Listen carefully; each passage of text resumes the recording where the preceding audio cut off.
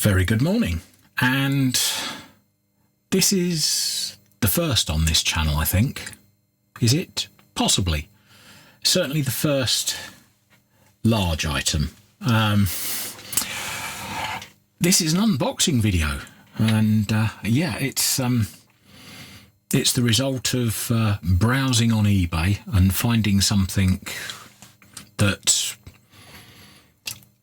was marked as expensive, but I made an offer of half price and it got accepted, so I'm not going to complain. Still, it wasn't that much, certainly for what it is. If it is what I think it is, I'm pretty sure it is. So here we go, with my trusty scalpel. Let's just slice through the packing tape. I've already taken the UPS label out the front. And let's see if it has come here nice and safely. The box doesn't look damaged at all, so all props to UPS for looking after the package. So we've got bubble wrap.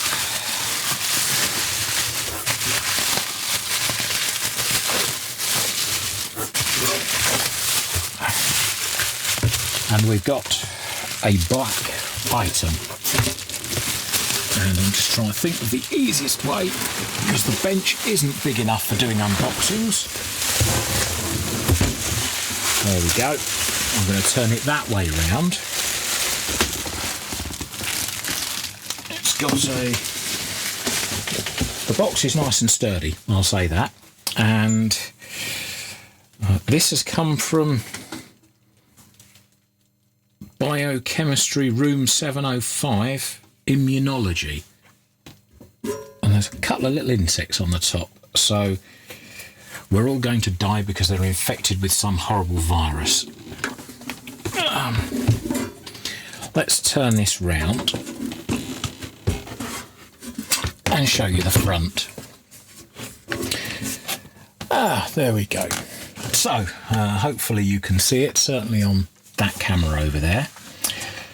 It is a Shandon Southern Vokam power supply, and it's constant voltage, constant current. It's another power supply. George, what are you doing buying another power supply? Well, this one is a 400 volt power supply. 400 volts, 2 DC outputs, one at either end. But the most interesting part, and I say the most interesting part because I've only ever seen the inside of this on the internet, and it says that inside here should be something rather unique. You can see the insides, so can I. And it is a valve regulated power supply. And that's not all. It's multi-voltage on the input, so that it can be used pretty much anywhere in the world. You just have to set the indicators on the side of the transformer. Hopefully that camera is picking them up. But you set it ×1, divide by 2. You set your voltages, so you could have 110 or 240 or 220. You just pull out the plugs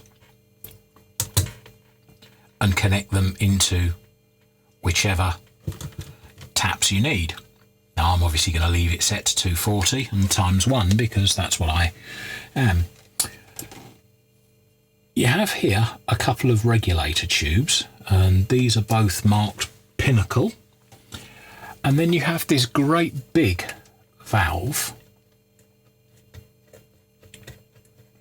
which if I bring it out,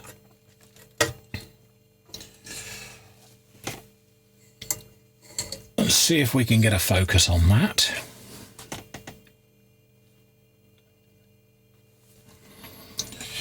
It's a KT88, made in the UK, a GEC tube. And just bringing this out here,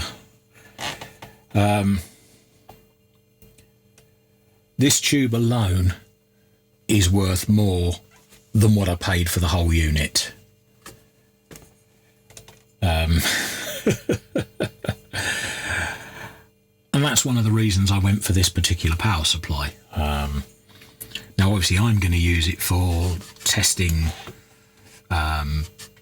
vacuum tubes, valves, whatever you want to call them, as well as other pieces of kit. It is variable. It's a good DC supply. And I'm not going to change this tube because, let's face it, if it's still working, I'm going to be happy. Now, let's just make sure it drops in exactly where it is. So, that is the inside at the top. You've got a transformer, 2 tubes, you've got your little neon indicator here, 2 meters, and in typical valve construction, you've not got a great deal visible at the top. It's just a lot of switching wires, and obviously you've got a rheostat there to set your current, because again in the medical sort of lab environment you're going to need to be able to set that quite accurately, especially if you're doing constant current as opposed to constant voltage. So let's turn it over and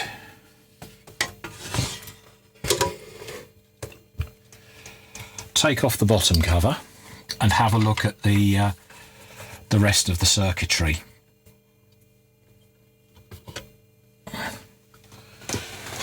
And that looks reasonably well maintained.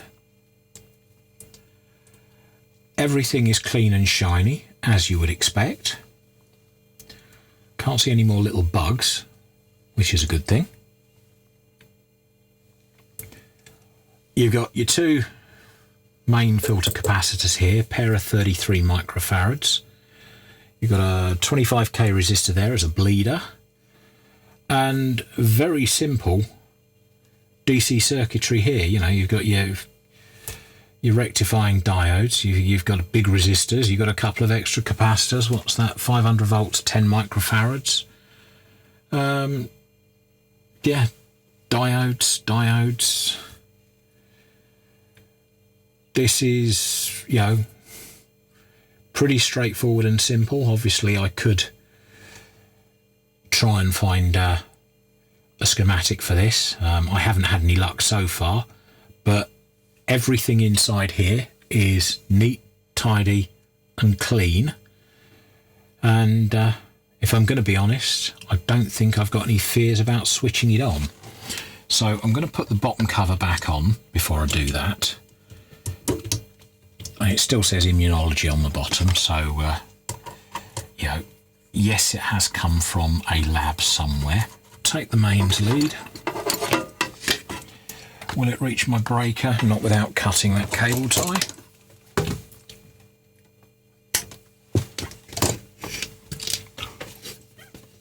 So let's make sure mains is off, fuse is in, and I've got nothing connected at the front. Right, so the transformer is now live. Let's get the fluke, because I think that's about the only meter I've got that is rated for anything more than, well no, the cheapies are rated at 600 volts, but why risk a cheapie when you've got something rated definitely at 1000 volts? So, voltage minimum, current minimum, normal polarity. Let's hit the switch. Let's turn the meter to volts DC. And it's probably not in shot, but there's not a lot of places I can put it. The KT88 is glowing nicely. You can see the heater in there doing its thing. So now I'm going to plug this in to the DC output terminals. Currently on 351 volts, and that's all it will do in voltage mode. So let's bring that down.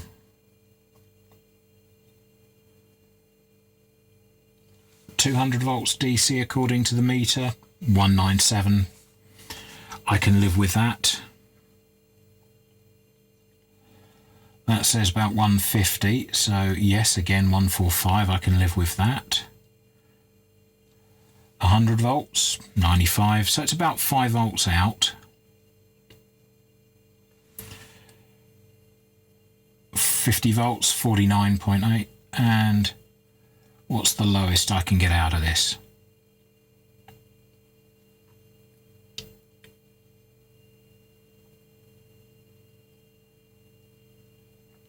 I'm actually still controlling it at less than a volt. So it's not the sort of thing you'd want to put your LED string along, but certainly for an output, let's just bring that out. I'm going to set it to 200 volts again on the meter and test the other DC output, make sure that's the same. Yep, that's 2 DC outputs. Now, I don't know whether these are just paralleled or whether they are 2 separate outputs. Until I find a schematic or I trace it through, I don't know. But yeah, for what I'm going to use it for, it's going to be ideal. Certainly you could use this to power a valve amp, a small one, without the heaters. Obviously this is the HT voltage, but you can certainly, you know, test capacitor leakage. If you're getting any current reading from a capacitor, it means the damn thing's leaky, and you could test it up to the full 400 volts. So yeah, also useful for reforming capacitors, which is another little function I have in mind for it. And yeah, the voltage is creeping up slightly, probably as the tubes warm up. It will sit here and just gradually get more stable.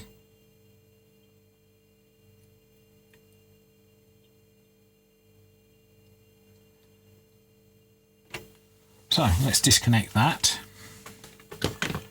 turn the mains off, watch everything cool down, and say thank you for watching my unboxing video. Hopefully you've enjoyed it. Don't forget, click like, click subscribe, click the bell icon to get the notifications of all the new videos. And generally, what can I say but thank you very much for watching. If you've made it this far, brilliant.